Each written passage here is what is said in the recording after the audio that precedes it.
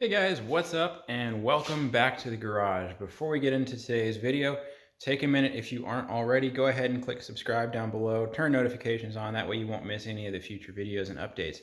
Also new to the channel, I've set up a new Instagram page, harrisons.garage. Check that out, you'll stay informed of all the latest things that are going on before I get the videos out to you. All right, without further ado, we'll jump into today's video. It is a long time coming, and I couldn't be more excited. Tomorrow morning, guys, I go all the way down to Scotts Valley to get the lift kit finally installed. All right, so it's time. We're going with the Carli Backcountry system. If you're not already familiar, Carli's got, I think, 4 different levels for Rams. They've got the commuter, the Backcountry, the pin top, and then the Dominator. I mean, it kind of speaks for itself. Pin top, you can pretty much do everything you'll likely ever want to do. Backcountry, if you're jumping your truck, get the Backcountry. If you're not jumping your truck, don't think about it. It's a waste of money otherwise. Did I say Backcountry? Get the Dominator if you're jumping it. If just driving around town on normal pavement, commuter's what that's for. I'm going with the Backcountry just to have that little extra capability if you ever need it. Don't plan to, don't expect to. Do I want it? Kind of. So that's what we're gonna do.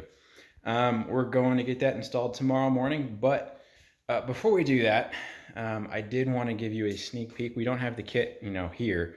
That's at the shop right now, but I did pick up the tires. We're going with the Falken Wildpeak AT3s. So let's take a look at those. I guess technically this is the Falken Wildpeak AT3Ws.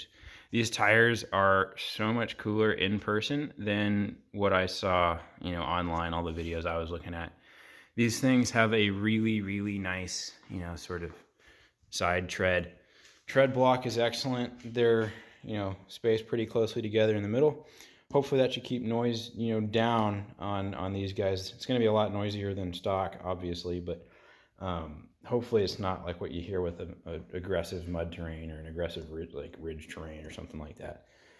They've got the really nice siping on these tread blocks on both sides. Help get rid of the water. I've read they're really good at preventing hydroplaning. 12.5-inch width. It is also a really strong snow rating. We got the mountain snowflake, triple peak mountain snowflake thing there. So it's more than just a typical M&S tire. And over here, you'll see we've gone with the 37 12.5 R20. That was what, when I was talking to CJC down in LA, they said that's what you can run with, minimal trimming to fit on the 3.25-inch lift that we're going with on the truck. So these tires you can run, they're not directional. It's just an all-terrain AT3W tire, but they do have 2 different sidewalls. If you take a look at this sidewall, you'll see this Wildpeak is pretty raised. Same with the Falken. It's raised. It's got a more aggressive look to it. And it really does a good job of breaking up this thick sidewall. It's a 37-inch tire here with a 20-inch wheel. So you've got, 17 divided by 2. You got 8.5 inches of sidewall here. So I think, part of the choice where I did 20-inch wheels instead of 22 was I wanted the function. I wanted the suspension. The lift is going to be a suspension lift. My last truck, I had a body lift. I wanted this to be a functional lift. I wanted the ride to be vastly improved. I want the tires to contribute to that. So that's why we're going with these guys. The other side of the sidewall, this is the first side. The other side looks like this one. The Wildpeak is kind of barely there. They've just done the bare minimum to get the brand name on here, tell you what the tire is without really, disrupting the sidewall. So if you want that sort of plain look all the way around, then you want to have this side pointing at you.